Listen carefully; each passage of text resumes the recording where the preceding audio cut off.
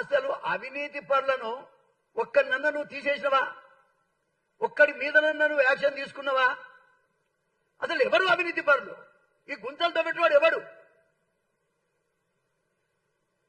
10% పేరు పడ్డ మంత్రి ఎవరు?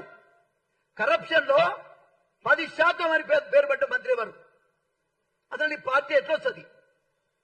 ఇంత అవినీతి, బహిరంగ అవినీతి రాష్ట్రంలో ఏ మూలకేరి ఎవరిని అడిగినా ఒక మంత్రి పేరు చెప్తే 10% అనే పేరుంది ఆయన.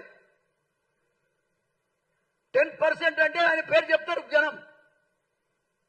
మరి ఎందుకు నిర్ణయం తీసుకోలేకపోతున్నావు నువ్వు? ఒక వ్యక్తి ఎస్సీ అయితే, బీసీ అయితే, ఓసీ అయితే అవినీతి పరుడు ఎవరైనా తీసేయాల్సిందే.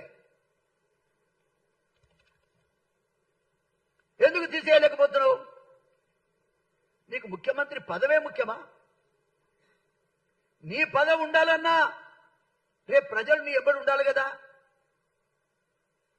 ప్రజలు నీ ఎంబడి ఉండాలంటే అవినీతి పరులకు అంతం పలకాలి కదా. ఈ గొయ్యి దవ్వుతున్నాడు ఎవడు?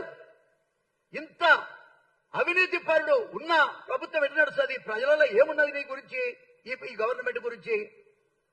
నేనంతా అవునా ఇవాళ